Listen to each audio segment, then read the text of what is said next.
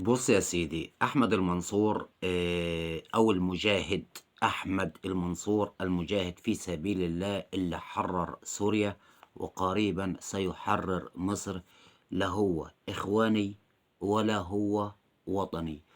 السلام عليكم ورحمة الله وبركاته، أهلًا وسهلًا بحضراتكم جميعًا، جمعة طيبة مباركة على حضراتكم جميعًا أينما كنتم. أنا هالخّص لحضراتكم الفيديو ده بس عايز لكل راجل وطني حُر محترم مصري يركّز في الكلام اللي أنا باقوله كويس.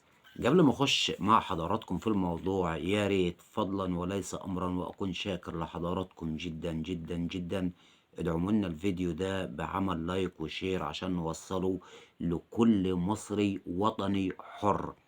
متطلبات أحمد المنصوري المجاهد في سبيل الله.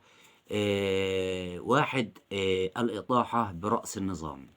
2 خروج الجيش من الحياة السياسية والاقتصادية وعودته إلى سكنته. 3 الإفراج عن جميع المعتقلين السياسيين وتعويض شهداء ومصابين ثورة 25 يناير وما يليها من مجازر. يعني بسم الله ما شاء الله بيتكلم كمان وليه متطلبات، وبما إن جالك الدور يا ديكتاتور ده الهاشتاج اللي هو متصدر على السوشيال ميديا والترند اللي هو منتشر بقى له أيام عديدة على موقع التواصل الاجتماعي في جميع المنصات. فأنا عايز أقول لحضراتكم وعايز أقول لكل المصريين اللي هم خلاص بقوا فاهمين الخطة القذرة أو المخطط اللي عايزين يضعوا في مصر بقول رحيل عبد الفتاح السيسي وإطاحة النظام، ولكن في الحقيقة مش إسقاط النظام ولا إسقاط الرئيس عبد الفتاح السيسي، ولكن الغرض منها يلهوا الشعب المصري اللي هو متواضع وعايش حياة بسيطة وعايش دخل بسيط، ويوم بياكل ويوم ما بياكلش، ما بيصدق يلاقي أي حد يقول له أنا جاي هاحرر لك مصر وإطاحة النظام الفاسد. فيقوم الشعب يصدق الكلام ده، ولكن شكلًا وموضوعًا وحقيقةً ظاهرة وواضحة للجميع إن هم جايين يطيحوا مصر بالكامل، جايين لإسقاط مصر بالكامل. لازمًا تكون وطني حُر، لازمًا تكون مصري شريف عشان تفهم كلامي. يا سادة يا محترمين ويا سادة يا مصريين، اللي بيدعي ليه أحمد المنصور وأتباع أحمد المنصور والذي يليهم، أولًا أحمد المنصور ما لوش علاقة بالإخوان، لإن الإخوان فيهم ناس محترمة جدًا، وفيهم ناس منتمية للوطن جدًا، وفيهم ناس حابة الوطن جدًا، وفيهم ناس حابين النظام والوضع الحالي جدًا، لإن ده وضع آمن في البلد المصرية والدولة المصرية آمن بالاستقرار والأمان. ولكن قُلت لحضراتكم مرارًا وتكرارًا حكاية غلا الأسعار وارتفاع الأسعار، والكلام اللي بيتصدّر على الساحة، الناس بتموت من الجوع، الناس مش لاقية تاكل، الناس مش لاقية تلبس، الناس مش لاقية تتعلّم، الناس مش لاقية مستشفيات. ده يعني وضع اقتصادي وده بتمُر بيه أي دولة وبعد كده بتنهض مرّة تانية. ما بال حضراتكم إن الوضع الاقتصادي ده على جميع الدول، وضيفوا على كده كمان إن حروب تشتيت أو تشريد أو تهجير الشعوب.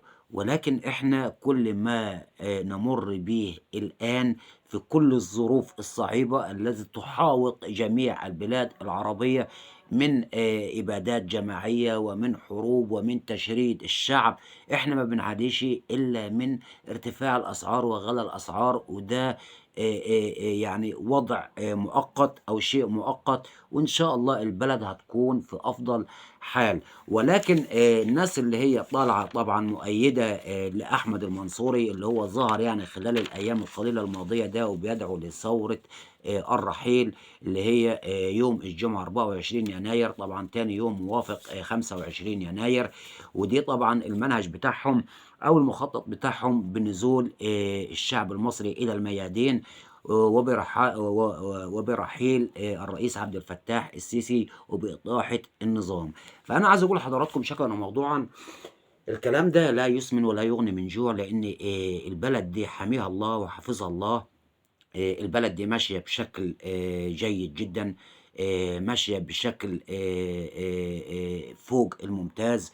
الرئيس عبد الفتاح السيسي وإنجازاته الفترة الأخيرة كان لازم يحُط كل حاجة في مكانها بالترتيب، وكان لازم يحمّل على الشعب المصري المحترم اللي عارفه ياما اتحمّل ولسه هيتحمّل تاني عشان ننهض ببلدنا إلى الأحسن.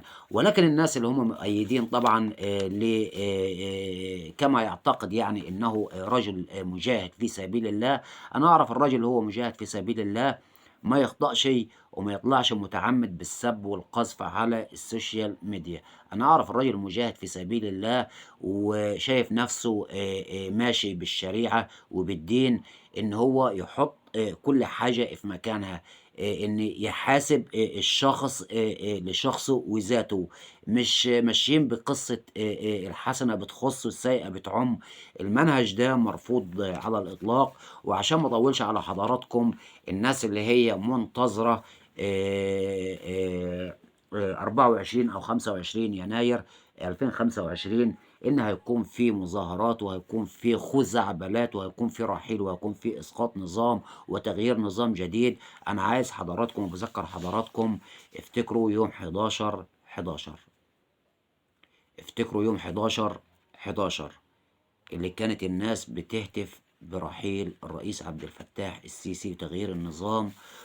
ولكن بقدرة المولى عز وجل وبحفظ الله ورعايته للدولة المصرية ما شفناش أي حاجة. ونفس الكلام اللي هيحصل بأمر الله وحده في 24 يناير 2025، إن مش هيكون في أي إتلاف ولا أي مظاهرات ولا أي تخريب في الدولة المصرية.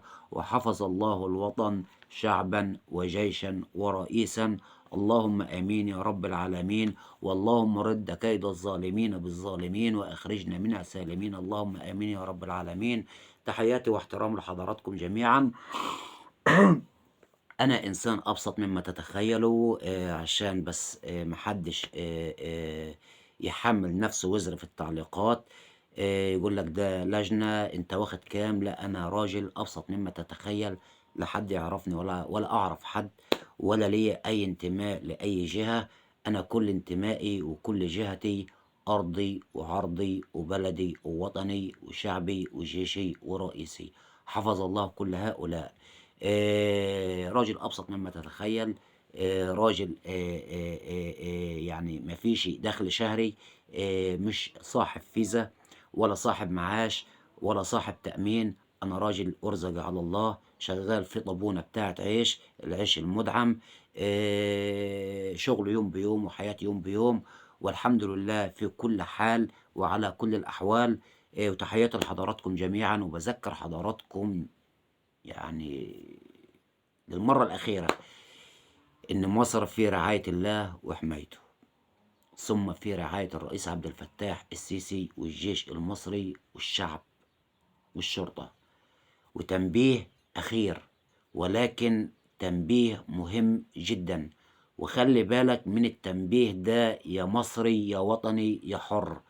لو لقيت أي خزعبلات أو أي شوشرة في الشارع ما بين الجيش وما بين الشعب، إن هم منضمين مع بعض وبيهتفوا بإسقاط النظام، عايزك تكون مركّز جدًا وتخلّي بالك إن في الفترة اللي جاية ديّة هتلاقي ناس مدنيين تبع المجاهدين في سبيل الله على سبيل المثال يعني، اللي هم في الأساس داعشيين وإرهابيين، هتلاقيهم لابسين لبس الجيش، لبس مموه ولبس زيتي، وبيقولوا إحنا الجيش. وطبعًا اللي بيشاهد الصورة يظن إن هم فعلًا الجيش ومتوحّد مع الشعب بإسقاط النظام. فأنا باقول لك ركّز وخلّي بالك كويس جدًا.